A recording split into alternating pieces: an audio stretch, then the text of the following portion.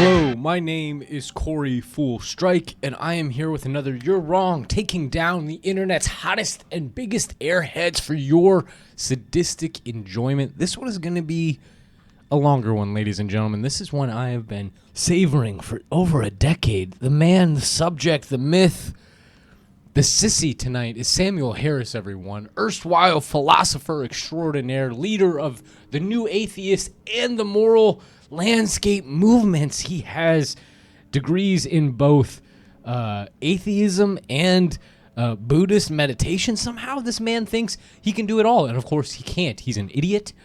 He's not a biologist as far as I can tell, a neurobiologist. He's done nothing of substance. His philosophy is completely vapid, and tonight I'm going to be watching a 3.5 hour interview at 2x speed, so only an hour and a half of our time to dismantle and demolish just such a pompous idiot. I'm struggling to contain my rage. That's why I'm going to be playing Elden Ring during it, so that I have something else to focus on. But I will be interrupting periodically. Hopefully that is enjoyable content for you. If it's not, I hope I've made it clear. This is for me, ladies and gentlemen. This is mostly for me. But God bless you. Sam, if you're watching, you idiot, you scumbag, I hope you rot in hell, you piece of shit. You're fucking gonna, you idiot. Do you understand the damage you've done? New atheism. It's fucking old heresy. That's all you are, Sam Harris. Sam Heresy, I call you. Anyway, let's see if this works. Sam Harris, welcome to Within Reason. Yeah, ready to be here. Ready to finally meet you. Yeah, it's been a long time. Oh, and I want to say, I picked this interview in particular. I was combing through a lot of stuff, and I picked this one because the interviewer here does a great job right at the beginning of just sticking it to him. Sam tries to weasel his way out of it. Anyway, Alex, kudos to you. I've enjoyed a lot of what I've seen from this guy and have no bones to pick with him at the present moment, mostly because Sam Harris is such a freak. Pay no attention to the laundry behind me either. It's my neighbors. I'm just holding on to it for a while. Long time coming. Yep. Now, a few years ago, or a number of years ago now, on your now deleted Twitter account, you Now deleted. What a punk, Sam Harris. He can't even handle Twitter. seems to profess to be able to prove the existence of objective morality using a kitchen stove. Do you still think that's the case? Do you stand by this thread that now doesn't exist anymore? I have it written down. I thought maybe we could sort of go through it because you a couple of times now referred back to it and said, hey, I think this still holds up as a way to prove the existence of objective ethics. Yeah, it's been years, or at least a year since I saw that thread, so I'm not sure I can, perhaps I can improve on it now in conversation, but yeah. I don't know what the thread is they're really talking about, so I'm just kind of... I think the argument for objective morality, we can talk about what objective means in that context. I think it's, I'm confident in it. Yeah, I'd love to hear your reasons why not. Yeah, well, I found. He'd love to hear his reason why not, because he wants to come up with an argument against it immediately. Sam Harris never gives an inch of intellectual honesty to his critics or to his self-doubts. He's one of the most self-aggrandizing, narcissistic pieces of calls himself a philosopher shit that I've ever seen, and it's so infuriating. Found the thread. I had to sort of go into the depths of Reddit to find a copy somewhere that someone had saved. One of the things that I suppose admire about the moral landscape is that a great deal of the new atheist movement has been criticised. We can talk about new atheism in past tense these days. I don't know if you agree with that assessment, but one of the things it's criticised for is that it sort of knocks down this grand structure of religion and fails to erect anything in its place. The moral landscape was at least an attempt to do that, so that's one thing that I like about it. I suppose, do you agree with that assessment of new atheism? That it's passé, or that That it's something of a time gone by? Well, I think it was, I never felt that it was more than it was, which was mostly just a publishing phenomenon. Liar. I remember sitting in the audience in Boulder, Colorado, an auditorium where you moralized, you preached that this was the advent of a new dawn of rationality. And of course, you and all the other scientific bona fides who were your peers, so-called, even though you held nothing, not even a candle to them, you pretender. I remember you saying, though, that this was the dawn of a new age, that we were moving towards rationality and away from religion, and now you own a Buddhist app, you piece of shit. The four of us had published books in quick succession, and that is me and Richard Dawkins and Dan Dennett and Chris Hitchens, and then people began to treat us like a four-headed atheist, as though we agreed about everything, which of course we don't. But we agreed about most things relevant to the debate around reason and faith and science and religion. Modulo a few things, a few positive things I would want to put in. I'm in my head. Don't. I'm better than that. In place of the sort that you just referenced, an objective construal of morality and value, right and wrong, good and evil, and also a contemplative life. I mean, I used spirituality in scare quotes in my book, Waking Up, trying to revive that term. I think that was pretty quixotic. I don't tend to use the term spirituality myself anymore, but See how quickly he changes? He can't hold on to anything because he has no moral landscape. He has nothing but the desire to be perceived as correct. Everything Sam Harris does and says and thinks is an effort to get people to perceive him as smarter and more rational and more right than he is. Not because he has any real answers to any of the problems which he sometimes correctly identifies, yes, but because he just wants to sit at the top of the fucking pyramid. God damn him to hell.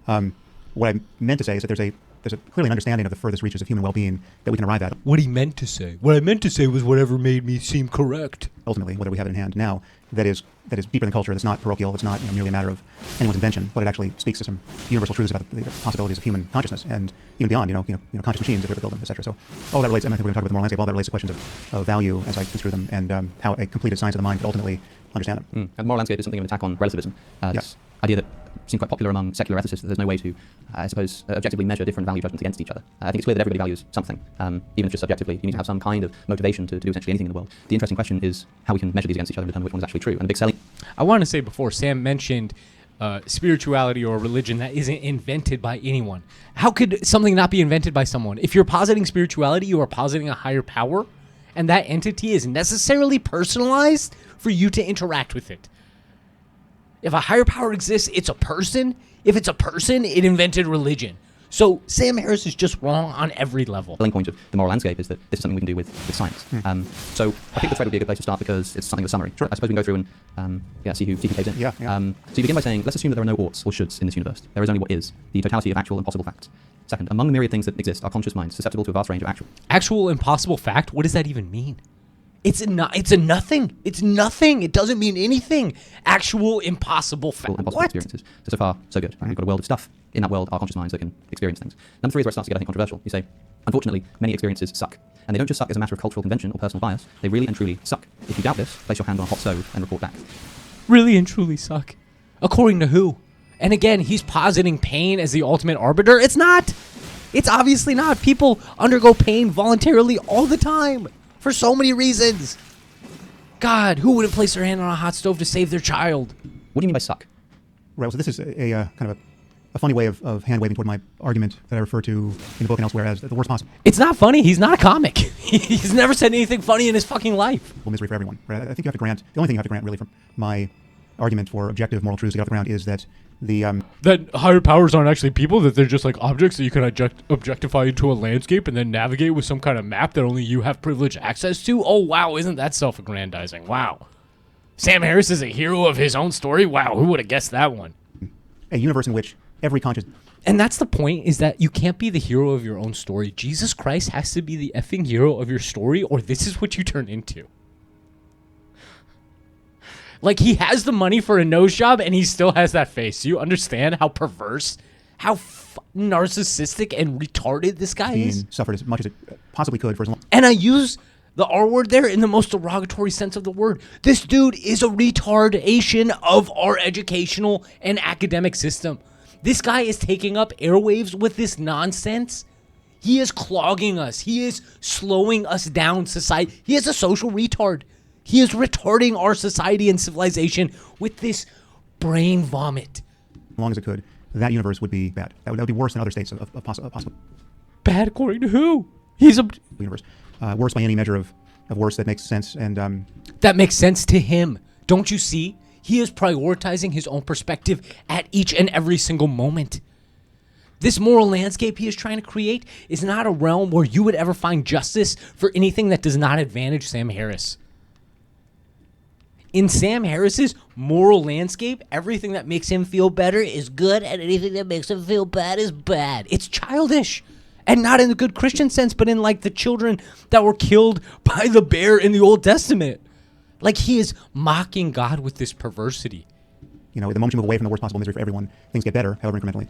Literally mocking God by not taking him seriously. I'm not throwing that out flippantly. I'm saying he is mocking God by trying to engage in topics like New Atheism, which definitely did impact the faith of tens, if not hundreds of thousands, if not perhaps millions of people in the United States, let alone the world. And here he is trying to weasel, what I meant to say, what I actually said. No! Your idiocy contributed to the degradation of faith in American society. And like Alex so correctly pointed out, he has offered nothing of actual substance to replace it. So here he is weaseling around. I'm sorry, I tipped over the statue of God, but I have nothing to... Like, I can't help but just adopt the most childish, insincere voice when I try and get in his head, because that is what I think of this worm. And better by any construal of that word that makes sense. If you're not going to grant that the worst possible misery for everyone, I mean, it's worth lingering on what those words mean. It's the worst. It's not. There's nothing possible that's worse than this is, as far as the character of conscious experience, and it's for everyone. Right? So this is not. There's no story you can tell yourself about how we all get redeemed after this, or we learn a lot of good things that we don't learn this way. There's no silver lining. So this is a perfect hell, insofar as it's possible. If you're not going to grant that that's bad, then I don't know what you conceivably mean by the word bad. I mean, there's no application of that term that makes any sense to me. So if we're and whether or not you want to judge it as good or bad, whether you want to even entertain those thoughts, if you found yourself in that state, given what it is to have a mind, and given what it is to have a conscious experience of anything, you'll be disposed to move away from the truly intolerable and pointless misery that you've been granted towards anything else that's better, and everything else will be better. Right? So it'll be analogous to taking your hand off a hot stove. So the simplest way for a human being in their kitchen to immediately get to the extremity of this is just put your hand on a hot stove, or just imagine doing so, and realize how untenable all of your hair splitting will seem. There's no place to stand with your hand on a hot stove as a human being and say, well, maybe this isn't bad, or maybe I have a preference. Because he is depersonalizing it into your pain. He is not looking at you as a fully fledged person. There are millions of situations where Sam Harris would gladly hold his hand onto a hot stove for as long as he possibly could, physically, perhaps even beyond the point of what he thinks is actual endurance, because that's what meditation fucking gives you. Like, has he never seen an actual Buddhist? Has he never seen an actual ascetic? Has he never seen someone who willingly degrades their body by holding their hand up in the air for decades until the muscles atrophy and their arm isn't even more than a skeleton? Has he never seen that? Of course he has. He just hasn't internalized it because it doesn't fit his preconceived notion of what religion is and allows you to do. There are millions of people who would willingly hold their hand onto a hot stove if I told them that I would sponsor them and bring them to America right now. There are millions of people worldwide who would let me chop off their hand, who would let me do worse things to them for a chance to come here because their lives are already comparatively worse. Sam Harris is creating this stupid simulated situation where he just tells you, you go put your hand on a hot stove right now and you see how it feels. Yes, obviously, because you're the one telling me to do it, idiot. You're offering me nothing except your own moral relativistic sense of superiority. So maybe why would I do anything you want me to do? You idiot. Which suggests that this is bad. Right? Personal bias if you don't like bias it. In tweet. You said this isn't just a matter of cultural convention, sure, or personal bias. I suppose I would agree that it's not to do with bias, but when you talk about an experience of suffering, or experience being the worst kind of suffering imaginable, I suppose what I want to pick up on there is the word worst. You say imagine the worst possible misery for everyone. Presumably when you say worst there, you don't mean something like morally worst, because that would just be to beg the question. Right? When you say worst possible misery, you mean something like the most intense amount of suffering, or something like that? Well, it's bad in any way that things could be bad. So yes, I mean, there's the hot stove is one version of that. I mean, that is for creatures such as ourselves, that is a physical torture, right? And if I would imagine that even if you had a masochist of some sort, if you just made it hot enough, it would cross into a threshold where that would be nobody's preference. But there are other things that cause minds like our own to suffer, and so they could be ideas. It could be the knowledge that your kids are being tortured in the same way in the next room, right? And so there's more to suffering than just extreme sensation. See, he can conceptualize it. He understands it. He just ignores it when it doesn't suit him. One thing I should add, and I think you're probably headed here anyway, is that there are two senses of the dichotomy, subjective and objective, that we should tease apart. There's the ontological one and the epistemological one. And this is where he moves into jargon so that nobody can follow him. This is not philosophy. If people aren't able to clearly hold what you're saying in their heads because you're using epistemology and metaphysics and fucking follow, this guy has no education in philosophy. He just thinks he's smart enough to understand everything by being self-read or some shit. Like, show me a paper, That's not his fucking publicity stunt books. Show me one serious contribution to the study of wisdom, per se. And I'll admit this man is a philosopher. He does not philosophize. He parasites. He is a parasite on society whose parents' privileged position allows him and affords him this idiocy in the public domain. And I guess I'll start with the epistemological. The epistemological one is the one that does differentiate between science and non-science, right? So epistemology meaning knowledge. You're going to be epistemologically objective. Based on knowledge, you're going to be able to determine the world, just per se, sitting on your couch. That is to say, your epistemology relates to how we know things or think we know things. To be objective in that space is to be dispassionate, not ruled by bias and confirmation bias or other. No, completely untrue. To have an epistemology, you have to have a body. See, even where he is trying to say something like technically with this precise jargon, he doesn't get it right. You can't be objective, even epistemologically, because you are assuming senses. To know things, you have to have senses by which to know them. If you can't know something through your senses, which are going to be specific to your body, then you don't know it. So you can't be objective. You are necessarily limited at all points in time by the senses you use to understand and know things. If you're blind, you're not going to understand color, right? Color objectively exists to the rest of us. At least objective as far as a poll would go. Everyone would agree they see color. Blind people don't. Does that mean color doesn't exist objectively for blind people? No. To be, Sam Harris, you idiot. Use all of the techniques that we learn in science and reasoning generally to not fool yourself, or not be fooled by others, right? So that your beliefs says the fucking fool. So without personal bias, or from my saying that this claim is not merely a matter of personal bias, is to say that it's not epistemologically merely subjective, right? And yeah, the ontological split between subjective and objective. Translation: trust me, bro. Just trust me. Is not doesn't cut across the science non-science divide. My argument is that we can be scientific, rigorous, honest, that is epistemologically objective with respect to subjective facts. Some facts are subjective and some are objective, right? So it's an objective truth about me that my neurotransmitters are in whatever state. It's a subjective truth about me that my experience has a certain qualitative character. Mm-hmm. And I think many people imagine, and even many scientists imagine, that we can't. It's very difficult to make objective claims about subjective experience, but that's just clearly not true. And we can make an endless number of clearly objective claims about subjective experience, even the subjective experience that we really can't know directly. I mean, the example, I give endless examples here, but none of this we can is worth objectively say that to. It's just in his last hour of life, Winston Churchill was not thinking consciously about how much he wishes he could get Taylor Swift tickets, right? Or he wasn't thinking about string theory, or what. I mean, there's an infinite number of things we know he was not thinking. And so you don't know shit. You don't know shit. You don't know shit. Maybe he was thinking about what his descendants would be doing in the future, and maybe his descendants were going to Taylor Swift concerts. Does that not entail that he was thinking about Taylor Swift concerts? You don't know shit, Sam Harris. Those are objective claims about his subjectivity. So that's which are wrong. They're not objective. They're not about his subjectivity. You can't imagine what's happening inside a person's head, Sam Harris. Why do you think you can?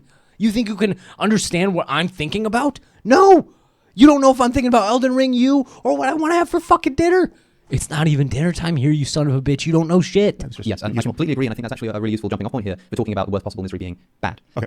Because I completely agree that there are objective truths about subjective states. So it can be objectively true that you are subjectively experiencing suffering, let's say. Yeah. And if we think about touching the hot stove... That's true, because it's something that's self-reportable. The way that I would interpret a situation like that is that it is objectively true that anybody who puts their hand on a stove will experience an immediate subjective repulsion to that experience. Now, if that's what's going on, it seems to me that the experience itself, let's say the badness of the experience, the part of the experience where I go, I don't like this isn't good, I don't want this for me, that's in the subjective side of the brain. The objective thing, yes, the objective thing is that subjective experience is being had. And so when we're talking about science determining value, I understand that once you grant that everybody agrees that putting your hand on the stove is bad, everybody agrees that putting their hand on the stove is bad for them at least. But once we sort of agree that that's the case, subjectively, that everyone agrees that, there are myriad objective claims that we can make about how to best avoid that kind of situation. That's fine. But I'm imagining a world in which everybody subjectively agrees that the color blue is the best color. I don't know what happens to our brain, some kind of pill that everyone's forced to eat, where if we look at any other color, we're just a bit sort of repulsed by it, we think it's disgusting, maybe it makes us feel a bit queasy, right? And so everybody just agrees that blue is the best color. In the same way that if two roommates are trying to decide what color to paint a room, and they both just happen to subjectively value blue, you can treat it as if it were the case that blue is objectively the best color. You can know objective facts about what to buy and what not to buy when you go to the paint store, right? That's all fine. But if I were to claim... Because best is a reference there to what humans prefer. Another way of saying that is, what color do humans prefer the most? Blue, in this case, because he's self-specifying that it's blue. That because we both just instinctively prefer the color blue, and because we can know scientifically, on the basis of that, what color paint to go and buy at the shop, if I was to then say that I can scientifically establish that blue is the best color, that blue is what we should be going for, I think I'd be making a mistake. Well, so I think if you push the analogy further, I probably don't have a problem with it. So I would acknowledge that there's a boundary, the boundary between what we might call aesthetics and what we're always tempted to call morality or ethics when things become more important. I think that's fuzzy. And if aesthetic differences... It's fuzzy because that's where he finds the wiggle room. It's fuzzy because he needs it to be for his whole system of self-aggrandizement to work. If you just turned up the dial of their importance, right? So if the difference between, we can say what color is, I think it's less visceral for people than taste, but yes, let's just say that there was a certain color you could see that the pleasure of seeing it was so extraordinary that it just became one of the most important parts of any person's life. You get more of that color, around them, right? And let's say the color was, somehow resource constrained, right? So that, only rich people could get access to it, say. And let's say certain kids were born with a neurological deficit that didn't allow them to appreciate this color. But there was a sounds like his wet dream, by the way. The moment you dial up the color that only rich people can see, oh wow, the more it edges into moral and ethical terrain. Whereas, if you deprive someone of his color, well, then you really are, it's a kind of crime against them, right? And we want to send you to prison, right? So, I mean, it sounds very far-fetched, but this is analogous to, you can imagine a color so rewarding that it would be the obverse of essentially putting your hand on a hot stove. Suffering, which become pleasure. Yeah. In that case, I think that we stop talking an analogy, and we're no longer talking about color as an analogy for pleasure. We're just talking about color as balance on top of pleasure. We sort of just push the analogy until we're just talking about pleasure again. We'll get back to Sam Harris in just a moment, but first, thinking about the big questions in life can take a heavy toll on our mental health. I've certainly experienced existential anxiety before, and topics like free will, nature ethics, and spirituality are intimately tied it's not to a our good time. psychological I'm sorry. When we are experiencing these kinds of issues, therapy is an invaluable resource for getting our heads in order. That's why It's really people not. think Don't do atheists therapy. cannot say that certain things are good and bad. If you're an atheist, there is no thing that is good, there is no thing that is bad, there's just stuff. You're saying, no, we actually can say that certain things are bad. We can do that. And someone says, okay, show me how. And you say something like, well, look, if anything is bad, surely the worst possible misery for everyone is bad. But that first bit, that if anything is bad, seems to me the very thing that you're trying to establish. That's the interesting part. So when you say, if we have any duty in this world, it must be to avoid the worst possible misery for everyone. I could say, but the thing we're trying to establish is if there is any such thing that is dutiful, if there is any such thing as good and bad. Do you see what I'm saying? Yeah. So let's go over this round again and just notice a few more landmarks. So first, one of the things I do in the moral landscape is point out that there's a double standard with respect to how we treat ethics and morality and the possibility of moral truth. He says landmarks because he's trying. It's moralism is a landscape, so they're landmarks. No, you idiot. And the way we treat every other branch of science or philosophy or reasoning, where and there's a few ways to see this. In one case, first of all, there's no branch of science or really any intellectual endeavor where you don't have to rely on something that is essentially a brute fact or something that's axiomatic. We pull ourselves up by our bootstraps everywhere. There's no foundation for physics or foundation for arithmetic even. Might you call that a religious truth, Sam Harris? No, because you like the word spirituality. You'd probably call it like a spiritual precept or something. It's the same thing. Weasel games with weasel words. That's all this guy has to offer. That is perfectly self-justifying, so that no one can stand anywhere else. Brute facts are the things he spent like a decade denying existed with the new atheism movement, by the way, which is why he got forced in this whole moral relativistic scheme, because he had to realize that, oh no, actually there is a ground floor, whereas before it was just, oh, there's nothing. And say, well, why did you make that definitional choice, or why that's not how I choose to think about it, right? It's just that in physics or math, when someone does that, when they have a massively seditious program, right? When someone says, like when we at a physics conference say, physics for us is our understanding how matter and energy behave in this universe.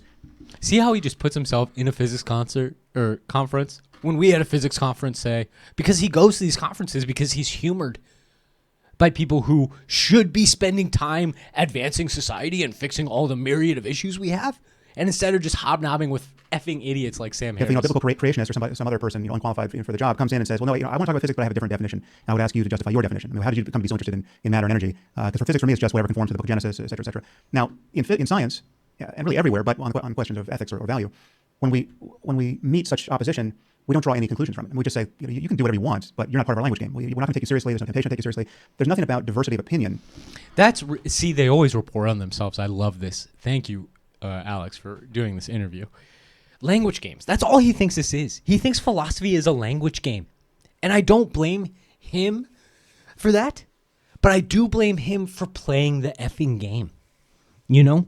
Like, yes, philosophy has been off the rails for the past 500, 1,000, I don't effing know how long, years.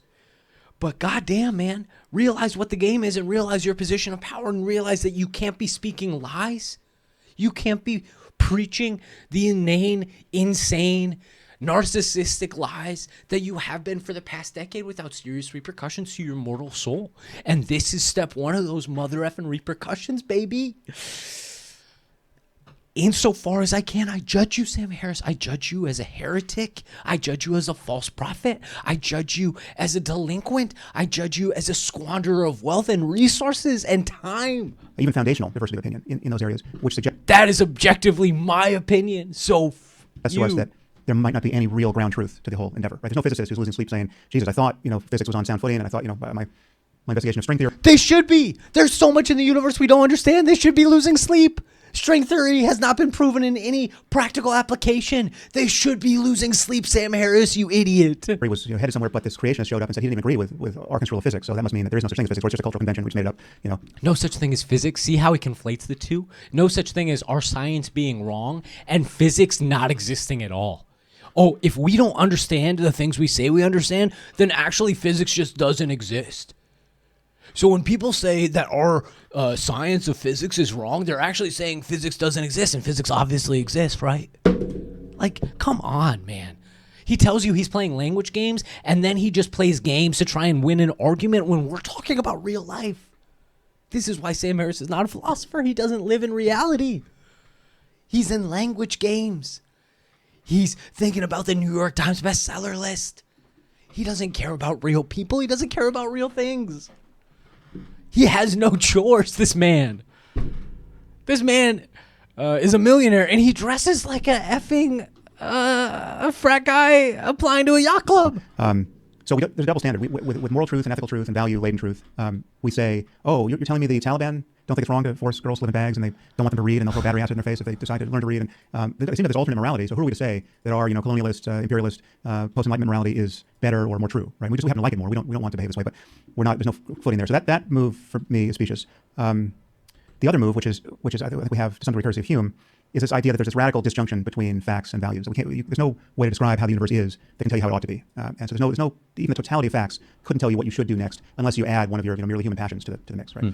Now, I'm happy to bite the bullet. There's two ways I've addressed that. And it's important to recognize that Hume did not spend a lot of time on that thought. I mean, it's practically marginalia in his work. I mean, it's like about a paragraph and a half or so, if memory serves. So he did not flesh this out, and yet many people take it as a total defeater against the whole project of uniting facts and values. One thing I would point out, there's two ways I've dealt with this. One is any discussion of facts presupposes a whole host of values that we don't get for free, but we act like we get them for free. So value in logical consistency, value in evidence, value in elegance if you're in a mathematical field, right? Something like Occam's razors of value, right? And so you presuppose our conversation about what's rational presupposes all sorts of values. And we don't tend to acknowledge it, but if I said to you, listen, I have an amazing theory of the physical world, it just so happens... the whole job of philosophy is to get people to unrealize that.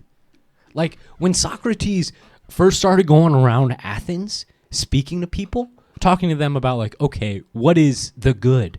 They would describe a situation that was good. He would literally go up and say, tell me what the good is. Like, define the good in general. And these days, we've developed 2,000 years of history and education and faith that allow us to do that in some sense. We can say the good is everything that I love. The good is what I want all the time. The good is what my heart is drawn to. It is the desire. It is the gravity of life. The good is what propels us forward. And the bad is its opposition. Its juxtaposition, the thing that drags us down. But back when Socrates first asked that, people would literally not be able to quantify it. They could give you instances. They could say, the good is when I went and had breakfast this morning, because breakfast was amazing. I loved my breakfast. And Socrates would say, okay, but step back. Step back from that one particular instance of the good, that one good. Tell me about the good in general. And people literally broke their brains on that. Like, we don't understand how precious our ability to conceptualize the good is because it's so far in our past, thanks to Socrates. People would say it felt like being stung by a horsefly. That's why they killed him. Do you think they killed him because he was pissing off some parents of teenagers? No. They killed him because he was literally upsetting the social order by breaking people's brains on a generalized concept of the good. I don't have any historical sourcing for this, but I think it was because the aristocracy at the time was using that individual instantiation. The aristocracy is always a step ahead, right? Like, they're smarter, they're more well-fed, they're better dressed. I'm better dressed than this effing fool. Look at this outfit. I could tell you how much it costs, but I'd be embarrassed. That tells you how much it costs, you know?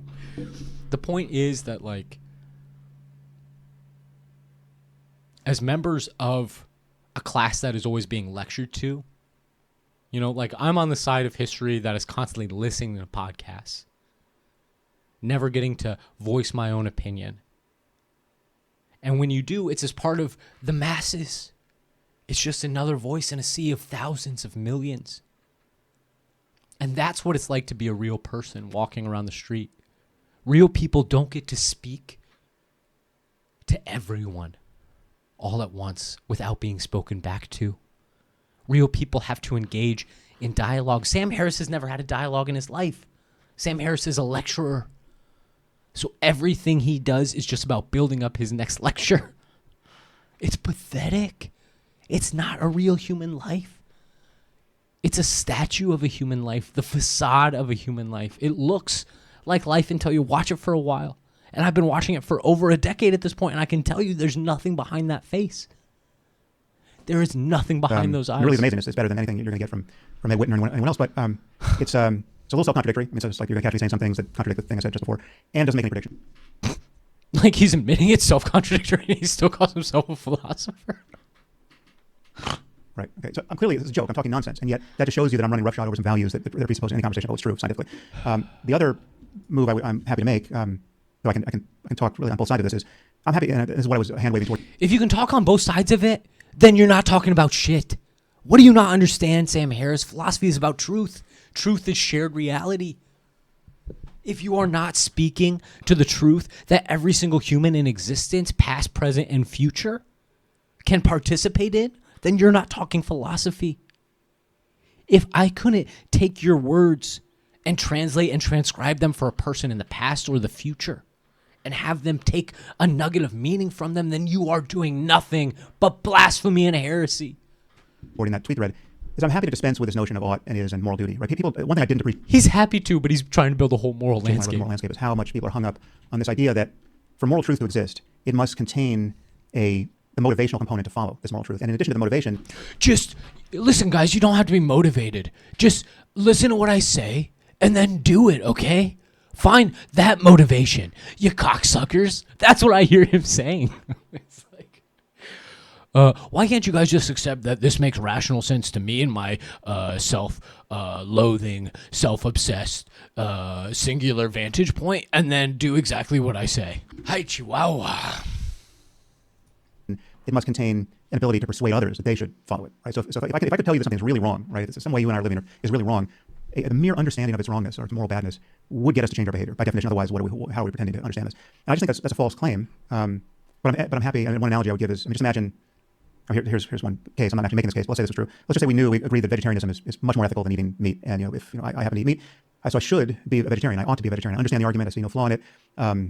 So the fact that I'm not immediately pushed into vegetarianism proves somehow that this moral reasoning is kind of otiose, right? It's just not. I'm not tracking truth. If I were, the dominoes would just fall.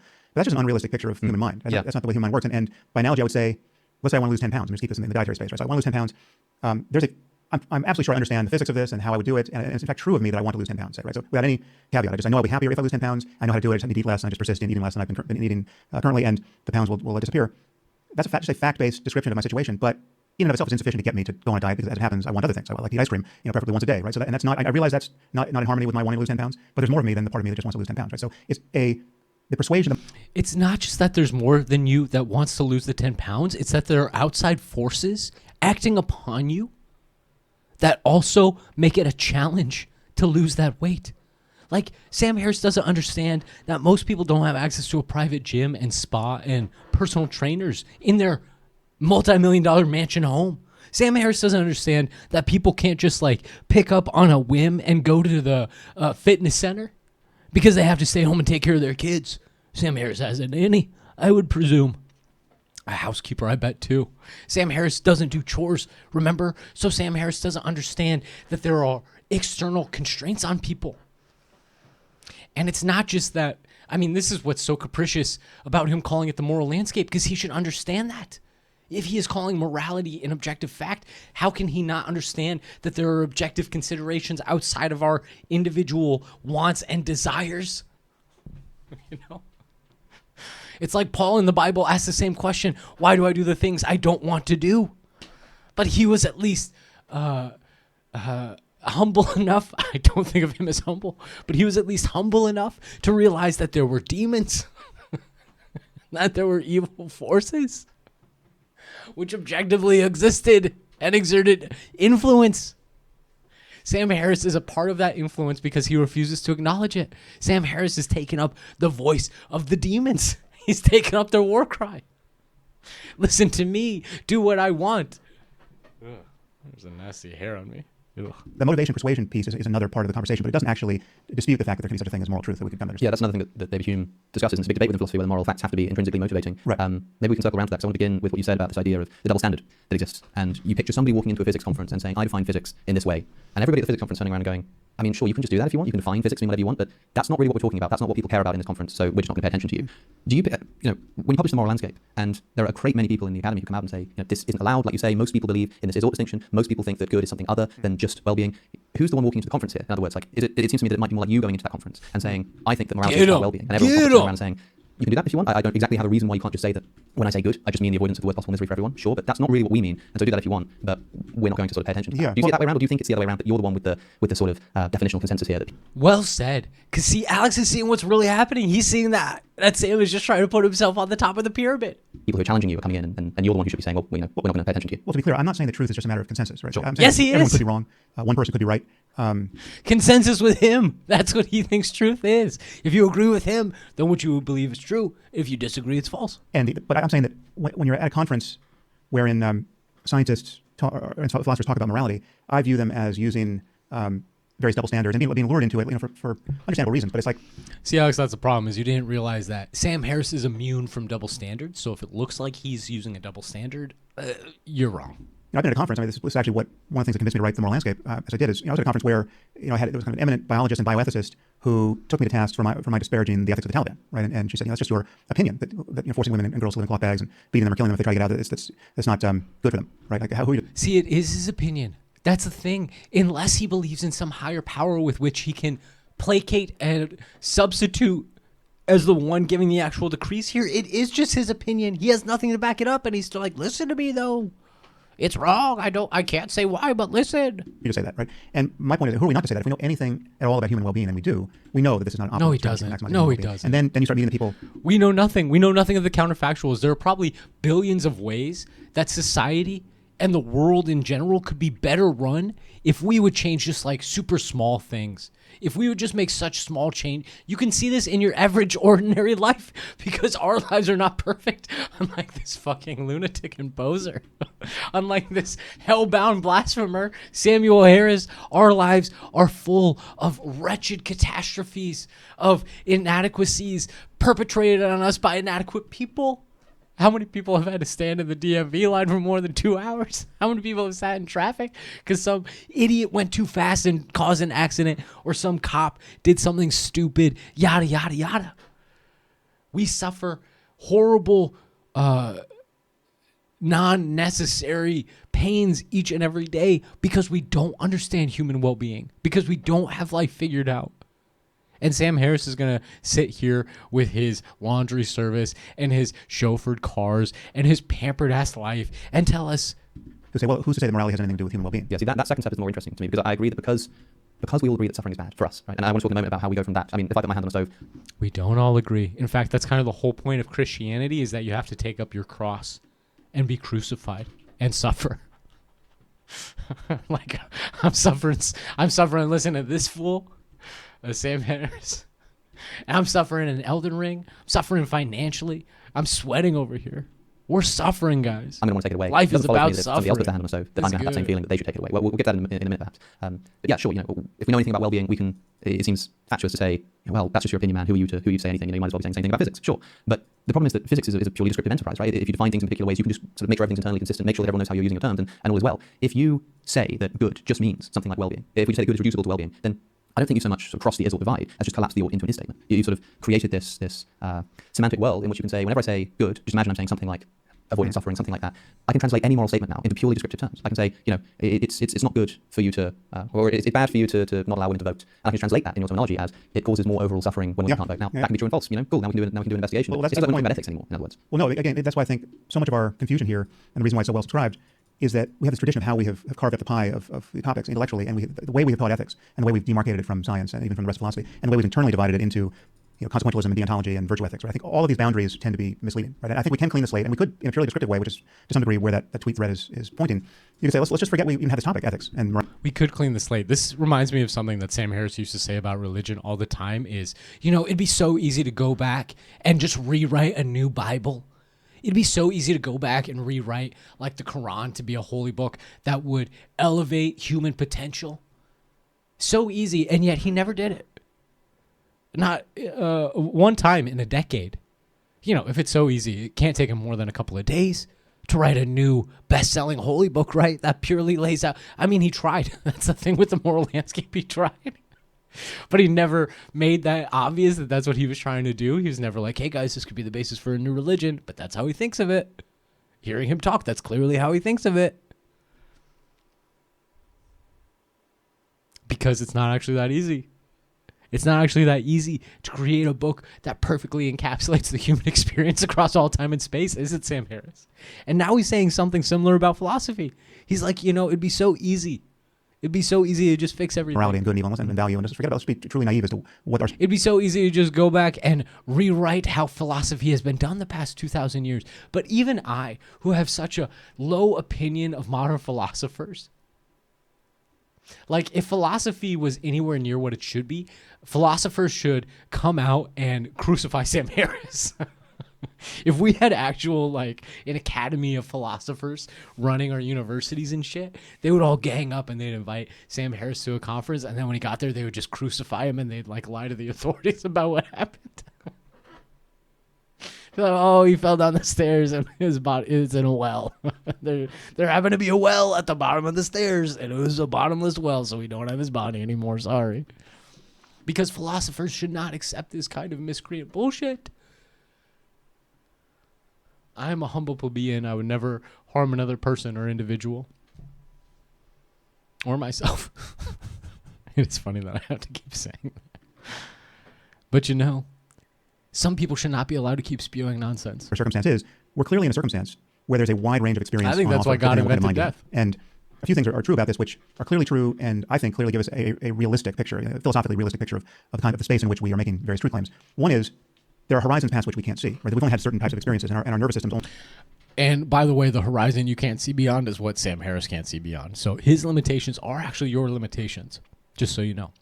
The reason this is false is because religion actually allows for revelation. Like, again, he's just relying on the whole edifice of spiritual and philosophical understanding that has been built up over the past 2 to 5 to 10,000 years. He's relying on all that architecture, all that innate human knowledge of, what belief is and what the good is and what meaning is. He's using all these things. He's using the gifts of Aristotle and Socrates and Plato, of Confucius and Mao, Zedong as well.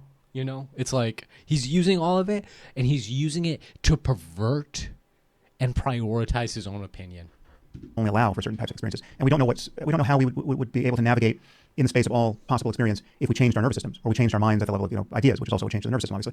Obviously, we don't know what experiences would be on offer if the intuitions we had, which give us this gut sense that certain things are good and bad and right and wrong, if we figured out how to change those and then felt differently about the same things, right? And then we could step back. Like, what does Sam Harris think science fiction is exactly? What does Sam Harris think fantasy is?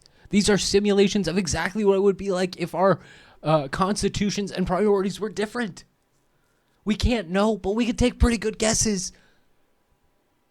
I think that some science fiction and fantasy is more accurate about its perception of what the world would be like if, XYZ, than Sam Harris's perception of the actual world is. Sam Harris lives in a fantasy world. Sam Harris does not live in reality. He lives in an ivory tower that is connected by golden bridges to other ivory towers. And he gets jealous and angry and mean-spirited if any of those are as high in the clouds as his. Because he's a fucking airhead. I ask further question. What would be the consequences of that happening? And maybe it's, in fact, true that if we live in such a universe that if you kept your hand on a hot stove for 30 seconds, you would be ushered into the most sublime experience imaginable for the rest of your life, right? Your life would be a paradise thereafter, right? And yet none of us have discovered that because, at 29 seconds, we all tap out, right? Now, that's just it. I don't have, there's no reason to think we live in that universe, but if we did, then it would be morally important to figure out how to get over the 29-second hump on the hot stove, right? Now, if we don't know if we live in that universe, then yeah, we should be pushing those boundaries, and that's what aestheticism is all about. That's why people raise their hands in the air and walk on hot coals and sit on beds of spikes and do all these things and agree to be crucified each and every day of their lives, which is what every single Christian should do. That is why we do those things, Sam.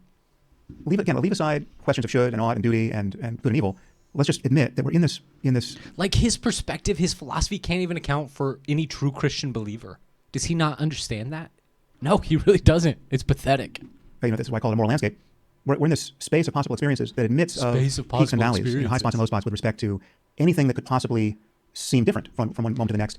And I don't even necessarily disagree with him there. We are in a space of possibility in that way. But what he doesn't understand is that we are in that space on multiple levels. We are in that space as individuals, but also as social constructs, families, sports teams, governments, global society. There is a moral landscape that is translated across and between all those levels. And Sam presumes to be at a level of aristocratic supremacy. He thinks he's at the tippy top of the social pyramid, but he's not. Because the social pyramid also includes higher powers, religious entities that he refuses to acknowledge, that he denigrates and denies exist.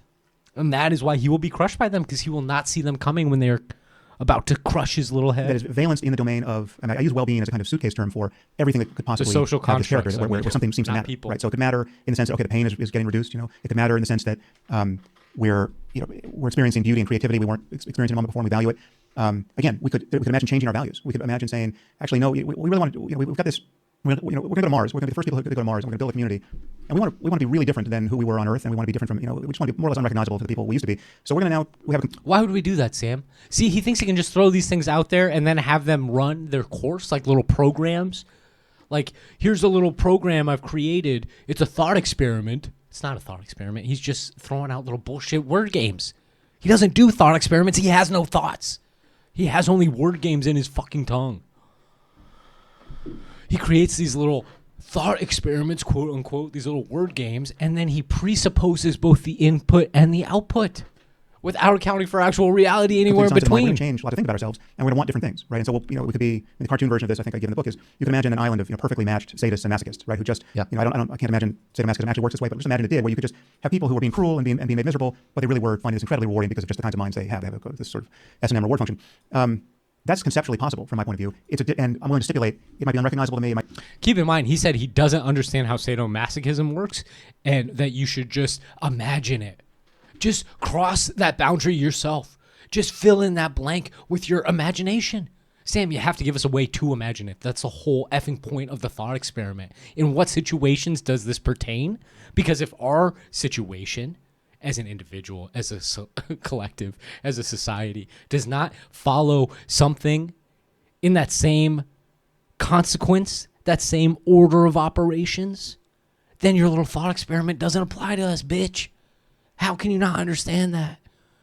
The whole point of a thought experiment is to set up a simulation, a scenario, which complies with reality insofar as it illuminates, as it makes clear, as it helps us understand something that wasn't obvious already. So if you're telling us you don't understand sadomasochism, maybe you should just shut the F up at that point. You effing cuck. Might be even odious to me given my moral intuitions, but it's conceivable we live in a universe where something that strange from my point of view could nevertheless be a peak on another peak on moral landscape, right? Different from the one I'm attempting to ascend. Sure. There's so much to say. I mean, attempting to ascend. This idea of beginning. He tells you beginning straight with up. Duty, just forget about that for a minute, and let's just look at the world we're in. Suppose we're having a conversation with somebody in that world, right? They're just in this descriptive world. There's no ought, there's no should, there's no duty, and we say to them, look, notice what happens when you put your hand on a hot stove, and this person puts their hand on the stove and they pull it away. And you say, so you didn't like that, did you? And they go, no, I really didn't like that. It really hurt. And you say, so you value, not having your hand hurt that way. And they're like, yes, I suppose I do. I mean, I put my hand on it, it just happens. And I then say to them this statement. So look, if we should do anything in this life, and they go, hold on, what do you mean should? What is that? What are you talking about? I say, if we should do anything, it should be, avoiding those kinds of circumstances. And they just say to you, in this world where should doesn't, what are you talking about? I don't think we should draw much of anything from this, because this failure of persuasion, because again, it is like the creationist at the physics conference. But it's not so much I see what you're saying there, but what I mean to say is I'm trying to get out what you actually mean in that phrase when you say if we should do anything. What do you mean by that? I'm saying the universe would be better, all things considered. So let's just say we couldn't. All things considered. Sam Harris can't even consider everything that is happening outside of a multi-million-dollar home. He wants to consider all things in the universe. Let's say we all have enough brain damage on this point where the sense of should is just something we can never seem to justify. God, we're all kind of radically selfish. Whereas even if I can tell you that you would be better off not having your hand on a hot stove, I can't get you to care that anyone else not burn, say. Mm-hmm. Well, certain things follow. One is, can't get you to care? He can't get you to care? No, it's a pretty basic effing thing of human empathy that you care that other people aren't hurt irrationally. You effing idiot. I can't even get through more of this. I'm sorry. I'm sorry. I want to go to the end. But I hope you can see how ill-formed and illogical. If there's any requests to dig into more of this inanus, blah, blah, blah, blah, fancy words, this fancy word soup, this inane babbling, then I'll do it. But God damn it, I hate this man. I hate him so much. Laughing 'cause they're wrong. The worst part is his wife is really hot. You don't deserve a wife that hot, Sam Harris. Got him laughing while I